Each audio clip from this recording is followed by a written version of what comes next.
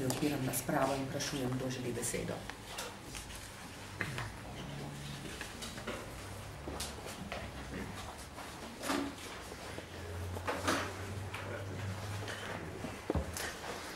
Očitno nas je nekaj urna seja, ki je za nami,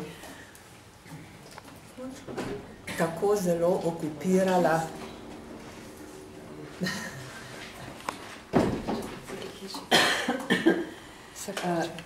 Ja, Majra, samo to bi ti povedala, da mi smo že v tisti točki, ko sprašujem, kdo bi razpravljal o informaciji. O peticijah pa ne zanimanje. Ja, to so peticije. Jaz sem na 25. in 26. in na 18. posebej opozorila. Drugače pa ne, če gledate v to informacijo, je še marsikakšna taka, kjer znova ugotavljamo, da je tisti, ki je na nas naslovil peticijo, nezadovoljen s našim odgovorom, recimo taka je pod številko 19, ampak tu v resnici ne moremo ničesar storiti.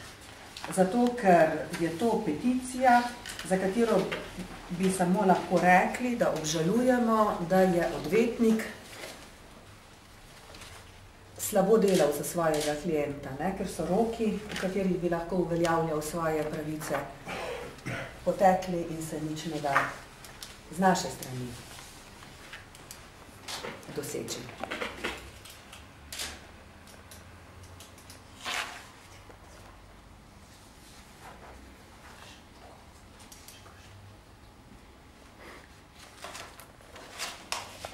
Ja, če kakšne posebne volje do razpravljanja o prispelih peticijah ni, potem, ja, prosim, Majda. Izvolim. Ne vem, se pravičujem, kaj je bilo že rečeno na temo 25. točke,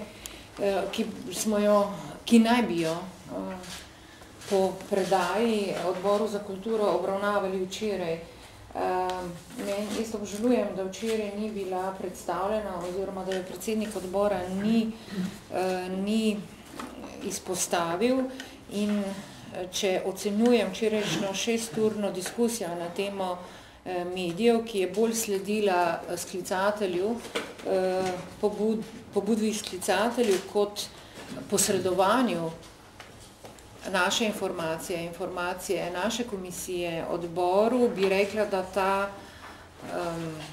ta peticija, ki je apelirala k preučevanju morebitnih nedoslednosti ali nedovoljšnih zaščit novinarjev znotraj sedanje zakonodaje, ni dosegla namena.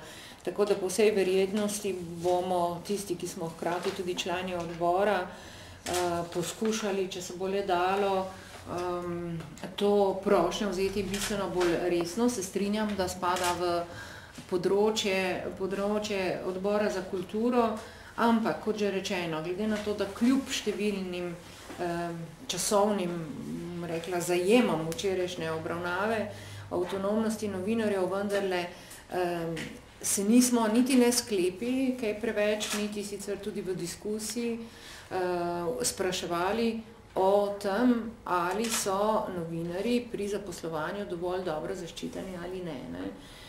Glede na to vlogo bi rekla, da ne in da medijski zakon nima kazenskih sankcij, ki jih seveda zakonski člen, ki govorijo o temu, da se ne da kar tako metati na cesto novinarjev, vendarle zajema.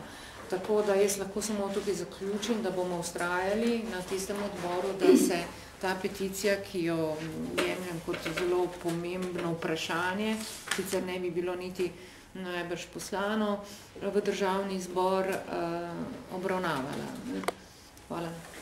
Hvala, glede na to, da smo kar 4 od 6 včeraj sodelovali na Odboru za kulturo, šolstvo in šport in da ste bile priče temu, da sem se trudila že v drugo opozoriti predsednika odbora, da je ta peticija prišla na njegov naslov, da se je tudi vlagatelj peticije v imenu sindikata novinarjev skušal usmeriti in nas spodbuditi k razpravi ravno o tem, kakšna je zakonodaja na tem področju, pa da je zadeva potekala, kot pač je potekala, in da sem se tudi ob drugih priložnostih, recimo tudi ob 16. nujni seji odbora oglasila v zvezi s to peticijo, pa še kdaj. Sama štejem, da se da sklep, ki smo ga včeraj sprejeli, da bo ministrstvo pripravilo analizo učinkov zakonodaje, če sem optimistično razpoložena, vendarle razlagati tudi tako, da bo v okviru te vloge, ki jo je sindikat na nas naslovil in ki ste jo potem na moje posredovanje tudi kot gradivo dobili, ker v dopisu, ki so nam ga poslali, govorijo ravno o tem predstavniki sindikata, da želijo v novinarskih stanovskih organizacijah glede na dogajanje, ki je prisotno v zadnjem času, da ugotavljajo, da so postopki regulacije uredniške avtonomije pomanjkljivi in neusklajeni tudi z vidika medijske zakonodaje. Mi smo jim tudi tako odgovorili, oni so nam napisali, da na komisijo naslavljajo pobudo, da preuči zakonski okvir poklicne avtonomije in delovanje pristojnih nadzornih ustanov, predvsem z vidika izvajanja in morebitnih potrebnih sprememb, ki bodo omogočile izpolnjevanje uzakonjene novinarske odgovornosti ter delovanje avtonomne vloge medijev v obveščanju javnosti. Jaz mislim, da to so pomembna vprašanja, da to so širša, tako je tudi v spremnem dopisu bilo napisano in zato smo ta primer odstopili matičnemu delovnemu telesu. Ali je zdaj tam ta obravnava dosegla pričakovani učinek, je drugo vprašanje, kot rečeno, sklep, ki smo ga potem sprejeli, je vendarle mogoče tako razumeti, da bodo kljub prepričanju bodisi ministra za kulturo, bodisi predsednika odbora za kulturo, šolstvo in šport, da je veljavna zakonodaja